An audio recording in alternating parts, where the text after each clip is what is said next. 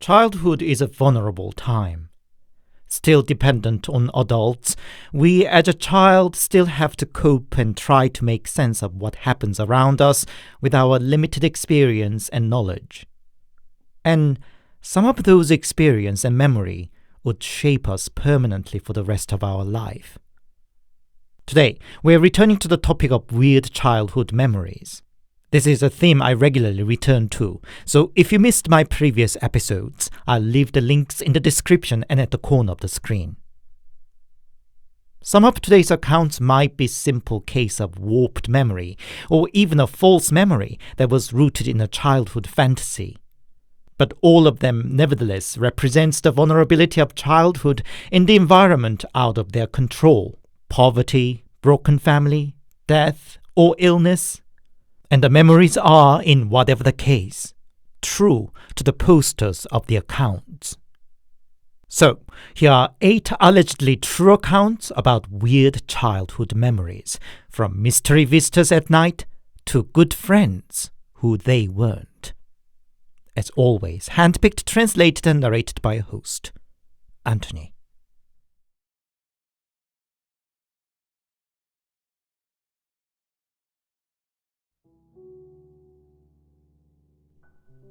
I'm just an ordinary guy, and not particularly a believer of superstitions or paranormals. But there are some weird memories from my childhood that I can't quite explain. There was a painting at home.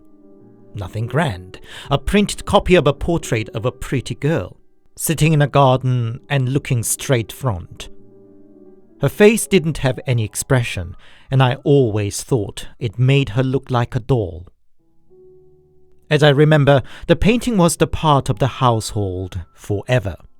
My family moved around a lot, and we kept bare essentials of household, yet the painting alone traveled up and down the country with us. I guess that was because it was a particular favorite of Mom's. So the image of the expressionless girl is firmly a part of my childhood memory, as just something there at home. It was when I was 10, 11-ish. One day, I was home, bored. I was just lying down, my eyes rolling up and down the walls and ceilings, and caught the sight of the girl's portrait. Her lips were moving. No, I wasn't sleeping, and it was under the broad daylight too.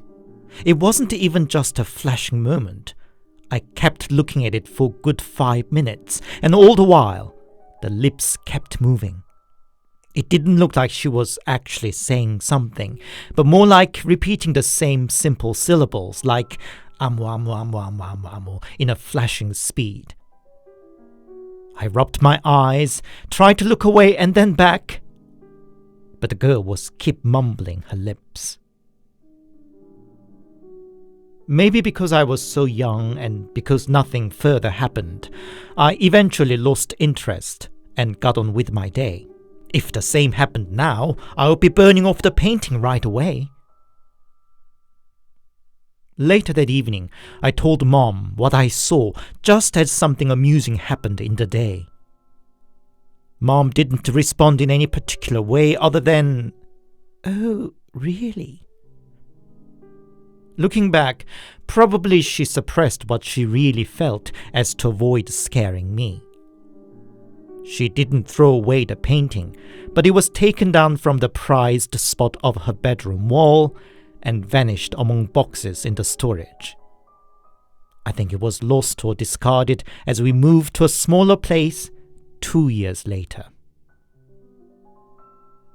My mom rather tends to get scared easily, so much so she would get affected by meaningless nightmares too, and I wonder why she didn't throw away the painting right away then.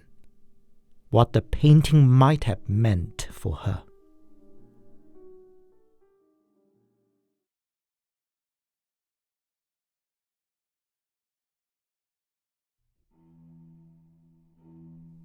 When I was little, my family was poor. My parents separated, and I lived with my mom and grandma. Our home was in a small countryside village, but there was a sewing factory employing many village women, including my mom. I don't know how old I was when this happened, but I must have been really little, pre-kindergarten age. That night, Mom was working the night shift, and there was just me and Granny home. As usual, Granny made sure I go to bed before 9, saying that was the rule for every good kid. But I woke up in the middle of the night. It was windy outside. The house next door had their door covered with a plastic sheet to block the draft, I guess, and I could hear the loose sheet making fluttering noise in the gusts. And there was something else too. Gentle, crunchy noise, as if somebody was walking on fallen leaves, a step at a time. Our door was papered as in old-fashioned farmhouses back then, and curious me rose and peeped outside through the little rip on the paper door. The hall was so small that I could barely see, yet I think I saw a silhouette of a person. Her long hair and flowing dress were flying in the wind. Was the fluttering noise I heard from the neighbor or her dress? I wasn't sure anymore. I got scared. I put the door latch on and sneaked back under the duvet. Still, I could not calm down my jumping heart, nor could I take my eyes off from the door. Again, I heard the footsteps. I just wished it stopped, but it seemed only got closer. And then, slowly, a shadow drew over the paper door. I could not even breathe or cover myself under the duvet. I was just fixated, staring at the door. Open the door. Open, I heard her say, or more accurately, I heard a voice in my mind. But who would open the door in such a situation? After a few seconds of silence, she pulled on the door violently, shaking and knocking. I could not take it anymore and bursted into cry. Granny, who was sleeping next to me, woke up and held me in her arms. Shush! Away you go! Away! Granny shouted to the door, and I think I just passed out in her arms. It was already morning when I got around. Granny looked exhausted.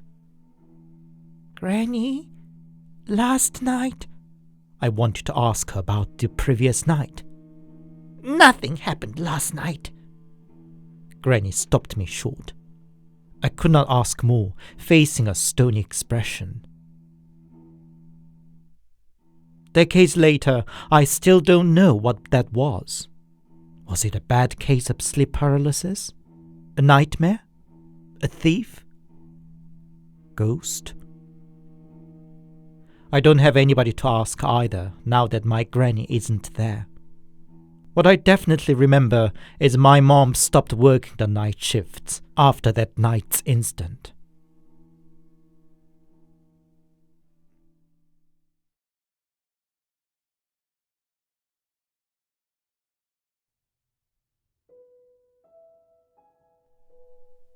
My grandpa passed away when I was 4.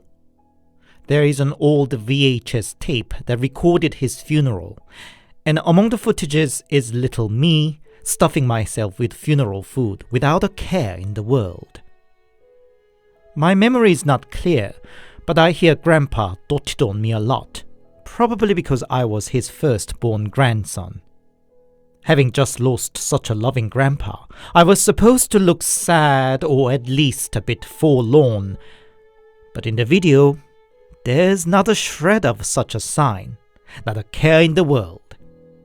Indeed, my parents confirm that I played and fooled around as if nothing happened.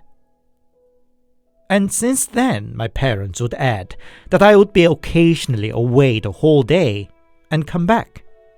When parents asked what I did all day, I would simply answer that I was with Grandpa. Grandpa? What Grandpa? You mean the old Mr. Lee from the neighborhood? My parents would ask further, and I would insist it was my grandpa. Carefully looking back, I think I do have a faint memory of walking along the dirt road with Grandpa hand in hand. It could have been, of course, from before he passed away, but the thing is, he was bedridden for many years before he passed away. The timeline of him still being healthy enough to walk around and me being old enough to be able to walk around don't really add up. Could my grandpa stay behind for the love of me? It might be a totally unrelated thing, but in my childhood I did get out of some accidents without a scratch. Once the car my mom was driving with me and my siblings in it had a serious crash.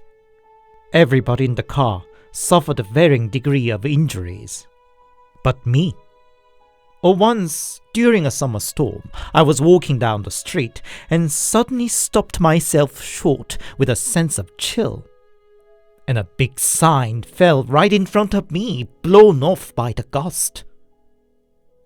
I think it's probably my grandpa playing a guardian for me.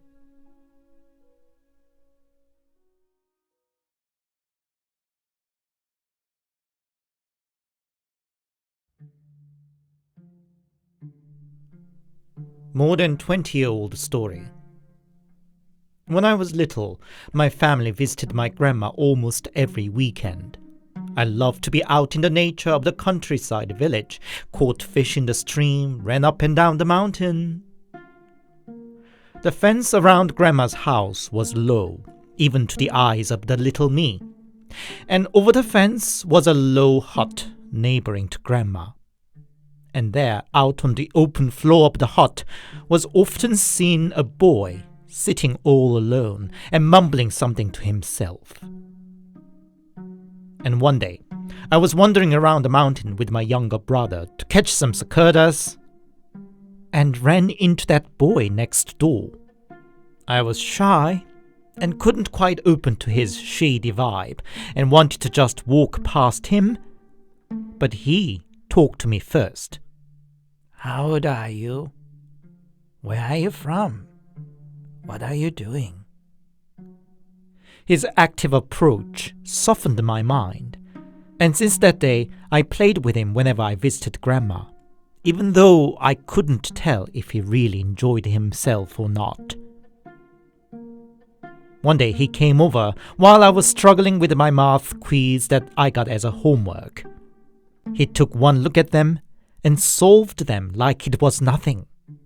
It was the first time I asked his age. He was 9, a year older than I. Curiously, he added that he was going to become a high school student the following year. I genuinely thought the school system worked differently in the countryside. The boy seemed to live with his father only. I wondered where his mother should be, but even as a kid, I thought such a question could be rude. Whenever he ran into his father, I could visibly sense him getting tense. One day, on the way back from a good day out in the mountain, he abruptly said, My dad told me not to play with you anymore. Why?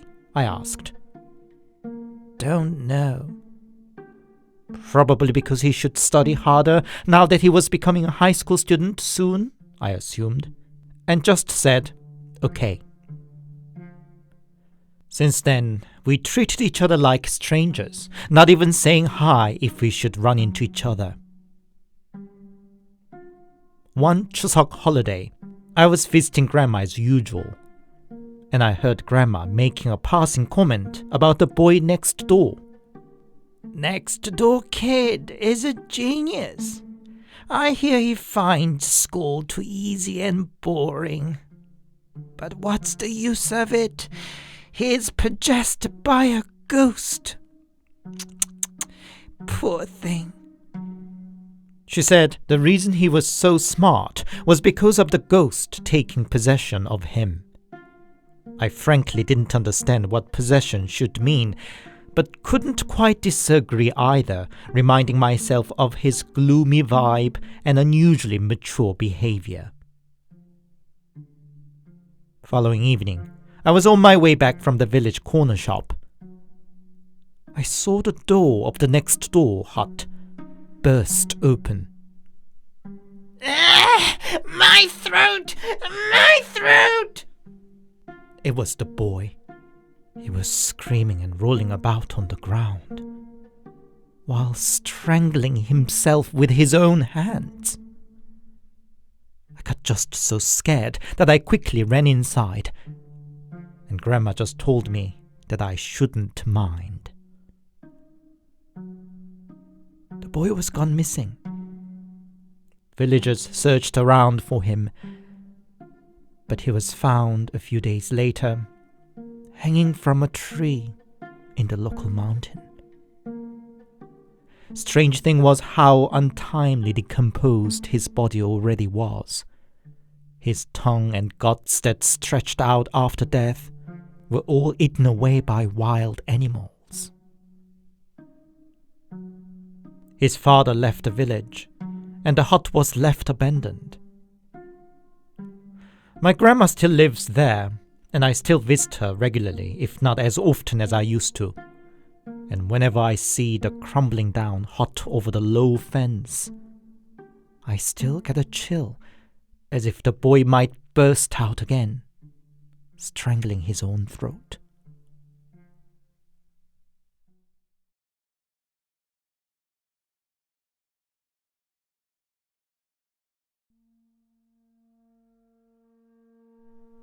In the early 2000s, my family lived in a small house in the suburb. This old house was fitted with a front door of metal frame and frosted glass, so one could see the outline of the persons outside. One day, both my parents had some urgent business and couldn't come back home till late. I and my little brother seized the chance and watched TV till late. I must have dozed off in front of the TV, and it was the loud knock on the front door that woke me up. I thought it should be my parents back, but when I ran to the door, I saw 3 silhouettes outside, all of different heights. My parents often invited a friend or a relative back with them, but there was something tugging at the back of my mind. "Mom?" I asked. Yes. It sounded like Mom, but somehow stiff and forced. I was still hesitant to open the door. "Open the door!" This time, it was my dad's voice, definitely. But the suspicion once taken off led to another. My parents carried the door key. Why didn't they just use it? "Don't you have the key?" I said. It took a few seconds before they said, Open the door. It's Mom. "We are exhausted. Open." It still wasn't enough to convince me. I then came up with a cunning idea. Tongok waited all day because you promised to get him a bag of chips. Did you get one? I said. It took another few seconds before they responded. "We indeed did. Now open the door." The thing is, my brother's name is not Tong. Besides, I noticed more and more how weird their voices were.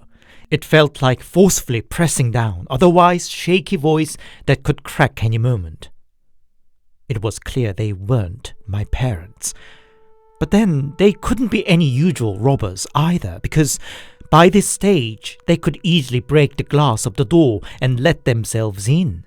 There would have been no way for the 8-year-old me to stop 3 adults barging in. And yet, they were still trying to convince me to open the door. I replied sharply. Who is Tongok? We don't have anybody by that name in the family. I was young, but not easy. A kind of kid that wouldn't do something just because he was told to do unless he was logically persuaded. Anyway. Smartass. So you're not going to open the door? Now, without the effort to imitate my parents' voice, they sounded sharp and grating. It was creepy and chill-inducing in themselves. I swallowed welling tears and replied firmly, No, I won't. So go away. Then the silhouettes slowly dissolved to the ground and disappeared. I must have then passed out because the next thing I know is my parents back home and waking me up. Actually, this has been a lost memory for a long time and only came back after a minor car accident when I was 15.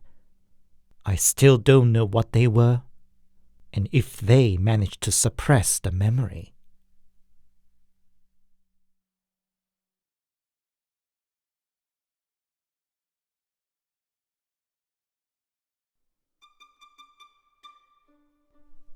I usually don't think I was anyway prone to weird supernatural experiences. But reading other people's weird accounts on the internet, I kind of realized I do have some childhood memories I cannot easily explain.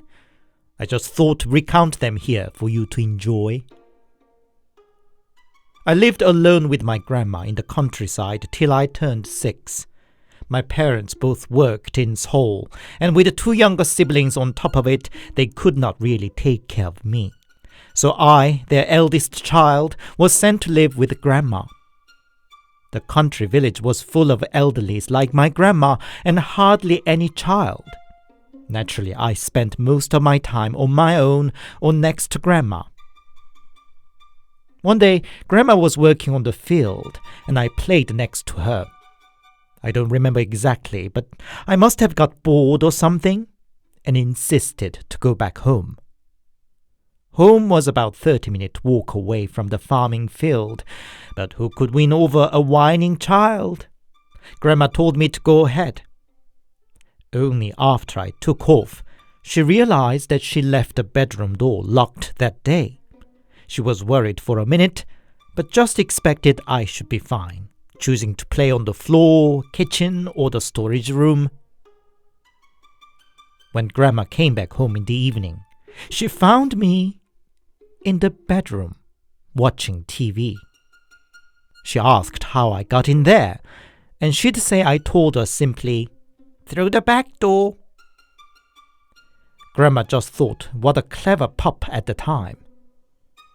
But I don't really understand myself, because the back door to the bedroom was always left latched, while the front door was locked only when the house should be left empty for a long period. Meaning I couldn't have got in the room through the back door either. So what happened?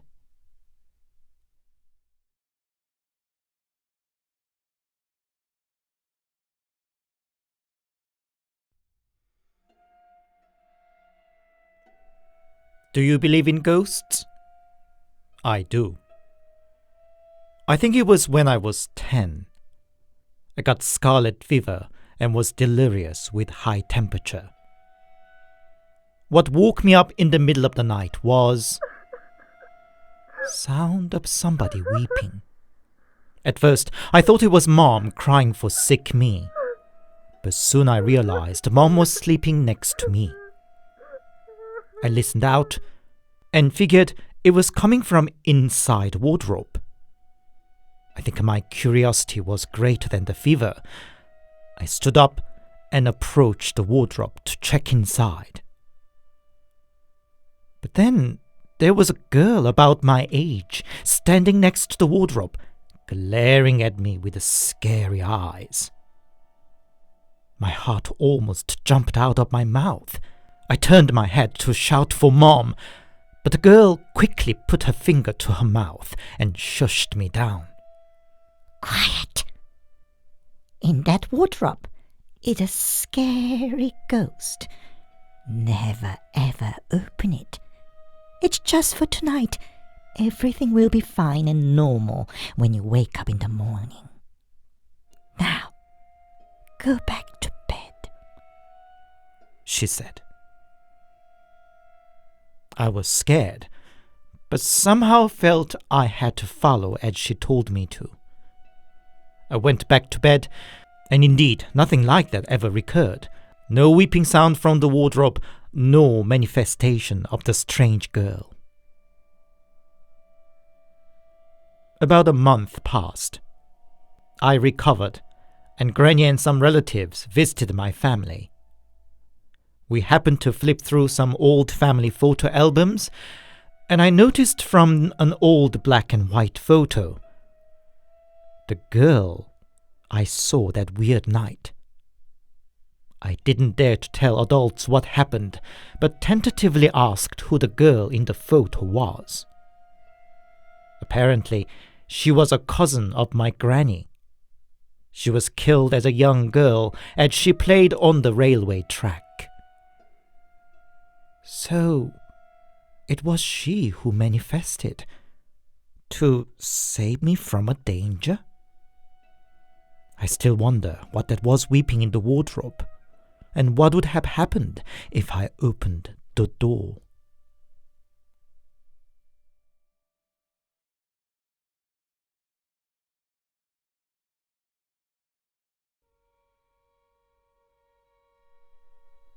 I want to start with that this is 100% true account. None of my friends to whom I confided this story seemed to trust me, but I can only say it did happen to me. My mom divorced Dad when I was 2 and didn't see her ever since, until I turned 11, that is. I was told that Mom returned and was sent to her mom's, who lived not far, but I had never visited until then. The first impression of Mom was, well, fitting for a woman who abandoned her baby, shamelessly puffing smoke in front of her little son. But soon I noticed she was trying, buying me snacks and stuff, and at night she thought I was deep asleep, but I wasn't, and heard her sob watching me sleep. So I got to live with Mom at Grandma's. Grandma's house was in a tiny little village, so small that its local primary school had closed down many years ago for lack of students. I had to take a bus to go to school in the neighboring town, but at least other kids in the village were so friendly and bright. They welcomed me, a stranger, and helped me around. It was long before computers and internet. Kids were all out and about to play every evening after school. The only playground in the village that used to belong to the primary school was falling apart, so we usually gathered under the big old Zelkova tree. All new environment, but I was so happy a while there. Mom was back, and kids in the village were all so kind and made good friends with me. Every evening we met up, went swimming to the lake, went up the local mountain, and ventured out till dusk. But Mom didn't stay long. One day she declared she had to go to Seoul for work. For Grandma to take care of me by herself would be too much of a burden, so it was decided I was sent back to Dad again. That last evening in the village, walking past the old Zelkova tree holding Mom's hand, I looked around to say goodbye to my friends. Strangely, I could see none of them. Normally they would be there waiting for me for another day of adventure. I felt sad to leave without seeing them one more time, but I had no say in the whole business anyway. Back in the life with Dad. Because he normally didn't care much about house chore, it was my job to run washing machine. So that day too, I was throwing dirty clothes in with the detergent, and my eyes caught photos of children at the back of the detergent package. I wondered what it was about and read closely and realized they were photos of missing children. But what truly shocked me was I knew those faces very well. They were my friends from Grandma's village. Why were they all missing now? I once again read the description, but grew only more confused, because the kids went missing all over the place up and down the country. Seoul, Ansan, Gangneung, Busan. It was a few years later that I got to visit Grandma's and was told that there was no kids of my age in the entire village. But then, who were the kids that waited for me under the jalkuva tree every evening? Why did they resemble the missing children?